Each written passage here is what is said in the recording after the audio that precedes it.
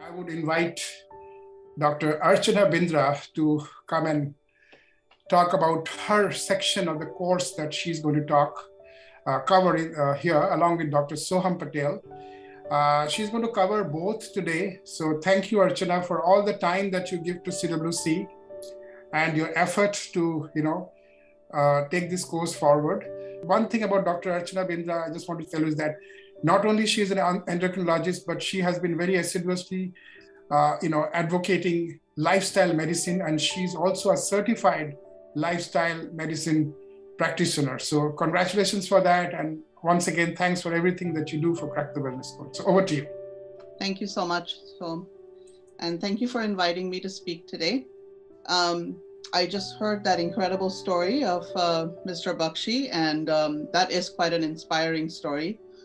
I've been in practice for more than 15 years, and we could probably count on our fingers how many people have been extremely successful in losing over 80 to 90 pounds and the entire journey that he has gone through. So I really applaud that. I was a regular endocrinologist treating diabetes and would see tons of patients with really, really bad diabetes. I come from a family where a lot of people have diabetes. My own father-in-law passed away from diabetic kidney disease and had a heart attack at the age of 49. And so diabetes has been very dear to me as far as helping people with it. And I'm very glad to be a part of this movement. So thank you very much. So for today, I'd like to share my slides with you. Oh, they're right here. Okay. And we'd like to take you through a process of how we're going to talk about this whole program it will be over a few weeks, and it will be on different topics. The first two talks would be by myself, and the third and the fourth will be by Dr. Soham Patel, and then we would have a nutritionist and a psychologist later on to speak. So the first two talks are basically Diabetes 101 and the SMART goals, which we will be talking about. Could you lower the next slide, please? Thank you. As we all are aware that diabetes is a very, very big problem. We just don't want any more people to be a part of it. So if people are, then we're working towards reversing it as much as we can and making people live a very healthy, long, fruitful life. So diabetes is about 10% of the US population. This is 34.2 million people have it. And that is just something that came up in 2020, so they may not be even accurate figures. Of this diagnosed are about 26.9 million people. Most of them, of course, are adults. Undiagnosed is about 7.5. And there's a large number of people who have prediabetes, and the diagnosis of prediabetes has gone down over the years. It used to be, there was no concept of prediabetes about 20 years ago.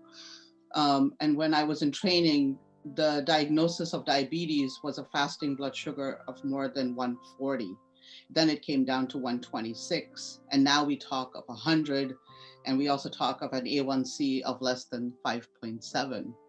So they've been making it tighter and tighter, which of course also makes more and more people get the diagnosis, but also it makes them more aware of the condition that they have, because this is a deadly diagnosis in some ways. I mean, I wouldn't say deadly, but it causes a lot of complications in the long run. The next slide. So as we all know that diabetes can affect various systems in the body, there are two types of systems that get affected, the macrovascular and the microvascular. And we talk of macro as in macro is large, so as in large vessels. So you have strokes, you have cardiovascular disease, you have, so those are the bigger systems that get affected. When we talk in terms of small, we're talking in terms of the eyes, as in retinopathy, talking in terms of kidneys, nephropathy, and then the nerves of your feet that causes neuropathy. And as you know, that diabetic retinopathy is actually the leading cause of blindness in adults. The leading cause of any kind of end-stage kidney disease and people being on dialysis comes from diabetes and diabetic neuropathy, which causes amputations in the long run. Now, these all come along sort of insidiously on you. You don't realize that they are there until they are there. And it's very difficult to move backwards once you get them. So the goal is we don't want to get them at all. So, and how do we prevent from even getting them is to have very, very good control of blood sugars, almost to the point that you shouldn't have diabetes. But in order to prevent these from happening, I think one has to, as Mr. Bakshi had mentioned, take extremely good care of one's health. Next slide. So what is diabetes? I guess we can't help ourselves if we don't know what we have. I've seen patients who come to the clinic, they've had diabetes for 10 or 15 years. A lot of times they don't even know what it is. A lot of people don't know what causes it. A lot of people don't know why they take what they take. And out of, if I see 10 people, 9 of them, if there are 10 new people coming to see me, 9 of them will not come in with the glucometer. So that tells you that those 9 people have never checked their sugars and they have no idea what their sugars are. And so that's an absolute no-no. You have to know what your numbers are. When you take your car for service, you have to take your car. You can't go and say my car is going to come later on, or, you know, I can't bring it. It doesn't work. You have to bring the meter, you have to bring a sensor, you have to have something that monitors those blood sugars. It's very important because that's the only way that somebody knows how your sugars are during the day. So what is diabetes? Essentially, you put food into your stomach, the glucose from the food enters into the bloodstream, and there's a hormone in the body called insulin, which all of you have heard of. It's released from the pancreas, which is somewhere in the center of your belly. That's the organ. And it secretes insulin. And sometimes that insulin is secreted enough, but it doesn't work well enough. And that's what leads to the glucose not being able to enter into the muscle or the liver or the cells where it's supposed to. It lingers in the body and causes all the damage that you saw in the previous slide. So the main goal is what makes that pancreas secrete more insulin more effectively is what we need to understand. And a big part of that causes it not to secrete properly is called insulin resistance. And we will talk about it in the course in more detail. The next slide. So is everyone able to reverse themselves? A large part, yes. I think what everyone really needs to have is a lot of perseverance. We have a lot of people who come in thinking that it's going to go away in a couple months or in 3 months. I said something that comes over 10 years doesn't usually go away that quickly. You really have to work at it. And it will go away in time. It is more of a marathon rather than a sprint relay. So if we're thinking in terms of time, you go from being, so the natural history of diabetes essentially moves from the left to the right, which means you were normal at birth. And then at some point during the line, you became a pre-diabetic with that A1C of 5.7. And then slowly it moved on to become diabetic with an A1C of 6.5. And then that went on and on and on, and you got the complications. So it just depends where we catch this in the spectrum. The earlier you catch it, the more chance that you can reverse it. You also have to remember that once you are diagnosed with diabetes, you have lost about 50% of your beta cell function. And the beta cells come from the pancreas, which is what secretes that insulin. So it's almost like somebody giving you a bank account and saying that this is all that you have to spend, and you have to spend it wisely for the rest of your life. And so that's how this is in general. So the main point is not to lose those beta cells in order to develop diabetes. So the remission will occur only when this process goes, of course, from the right to the left. Next slide. And how do we know that we're going to actually go into this remission, well, they have the A, B, C, D, E sort of, it's like a mantra. Essentially, the A is your A1C. So if it's elevated, now this sometimes people think that, oh, if it's really high or 10 or 11, I have to go on insulin. Then that's incorrect. Because we've had patients who come in who've actually never been treated. So a high A1C is reflective of high blood sugars. And high blood sugars are reflective of people who essentially have not cared for their diet. They may be obese, they may have high cholesterol, high blood pressure. But the minute you start treating them, they actually drop pretty quickly. And so some of them just drop with metformin. They don't need anything much more than that. It's only one medication. But of course, they also have to do a lot of other stuff on the side, as in taking care of their diet, exercise, etc. So A1C is not, that's just that because it's really, really high, it's not going to happen. So if you are sitting there with an A1C that's high, do not be discouraged. It is something that you can still achieve. Body weight, greater the body weight, more the chances of achieving remission. Back to the same slide. If you have more insulin resistance, there's more the body weight, more the insulin resistance. And more the insulin resistance, if you're able to get rid of it, the chance of actually going into remission is much higher. It's quite difficult for lean individuals to go into remission. And that's what we've kind of seen over the years. The other test is a C-peptide. A C-peptide tells you how much insulin is produced by the body. So the higher the level of C-peptide tells you that you have enough of insulin around. Because if you were a type 1 diabetic, even if you lost 100 pounds, but if you have no insulin, the chance of you going into remission is going to be very, very low. The duration of diabetes, that's also very important. So the shorter the duration, more the chance. Longer you have it, lesser the C-peptide, a lean individual.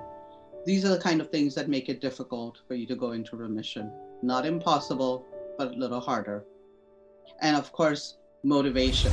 That's probably, I should have put that as number one, but it's falling into the ABCDE. But enthusiasm, motivation, perseverance, those are the things that take you to success. And if you see at the bottom, that person is actually checking their sugars. If you don't know what your sugars are, you don't know where to start. You need to know where you stand. It's very important. Although people hate the pin pricking and everything, but it's important to know where you stand. And it's important to know where your physician knows where you stand. I'll tell you a little story about when I first started my practice. I was not quite aware. I thought everybody was pretty honest about their numbers and how they dealt with things. And so there was a lady who came in to see me, and her sugars were written on a piece of paper. We didn't have sensors in those days. And she would write them on a piece of paper, and they were all written very beautifully. And all of them were like, 90, 100, 104, etc. But her A1C was 9. And I was appalled. And I said, how can that happen? Because I didn't think that she would make up these numbers. And that's what she was doing. She was actually just writing down whatever number she wanted because she didn't want to check herself. So that's when I made a policy that if you don't have a meter, you don't have a visit. And I hold that policy even to today. The next slide. So, give me just a second. Sorry. So this is actually a very important slide. And this is what Mr. Bakshi was alluding to. We call it the trans-theoretical model of change. And the question in this is, are you ready to actually do this or not? Is that the question you need to ask yourself? So if you go through different phases, and people don't realize that they're going through these phases and they have names, but you actually go through different phases in life. So there's pre-contemplation, where it starts telling you that, oh my, I weigh, like he said, I weigh 250 pounds and I need to be around for my family and I need to do something about this. So you're kind of like thinking about it, you're pre-contemplating, you're building awareness for yourself. Then you go through this contemplation where, is this good for me, not good for me? What are the pros of it? What are the cons? Should I do this? Should I not? And then you start thinking, okay, I think this is a good idea, because if I don't do this, if I do all of this, then I will be able to live much longer for my family. But if I don't do it, then I will not be able to be around, or I will cause them so much of problems of healthcare, etc. So you start going into this so-called preparation phase. And some of these phases can last very long. There are people who stay in pre-contemplation and contemplation for years. And then it's only something that happens, like, a near dear friend has a heart attack, or somebody in their family passes away, or something that happens around them, or they themselves have developed anginal pain, chest pain. And that's what makes them change and say, okay, I'm going to do it. And you go into preparation phase, and I'm going to go see a doctor. I'm going to go get these books. I'm going to make the changes, and you become committed, and you have a plan. And then you go into the action phase where you actually implement your plan, and then you revise your plan, and then you keep going forward. And then your maintenance becomes your most the challenging one that's there, that you have to actually integrate all of this into your lifestyle. Remember, it's a marathon. It's not a sprint. It's not something that you're going to go to Weight Watchers and do for 3 months, or do this little keto diet, or, I'm going to do this for 5 weeks, or I'm going to go on I had a patient 5 days ago who went on a Diet Coke diet or something like that, which, yeah, it will last you. You probably would lose 15, 20 pounds. Anywhere where you decrease your consumption, you're going to lose weight. But it's not something that you're going to be able to sustain for the rest of your life. It has to be something that becomes a part of you. It's just that it has to be something that you do on a daily basis, that you don't feel that someone is making you do it. It has to come from within. It has to be you who has to do it. Next slide, please. And then, of course, how do you achieve any of this? So there are something called SMART goals. And the S is standing for specific, M is measurable, A is attainable, R is relevant, and T is time-bound. So when you tell yourself that I am going to, you can do this in terms of sleep, you could do this for exercise, you could do this for food.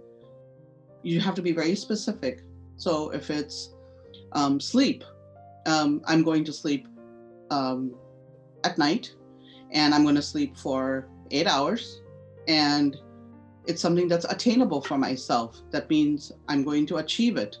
And how relevant is it for me? I get well rested, I feel good, and it's time bound and measurable. And I'm going to do this for the next 1 month. As he said, you do this for 3 or 4 weeks, and then it becomes a part of your life. So all of these things, we'll be talking more about these in our lectures about SMART goals, and probably giving you exercises to do later that will work on SMART goals, on how to make yourself do these things as a part of your life. Because it's only when you do things over and over and over, it becomes a part of your life.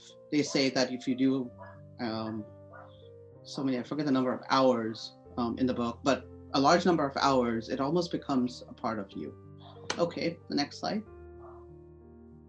And I always believe that in Buddha's teaching, actually, my father used to tell us this, that you may be the best doctor, or you may think you're the doctor, but the 6 best doctors are sunshine, water, rest, air, exercise, and diet. And I think that's pretty much, actually, that is very important.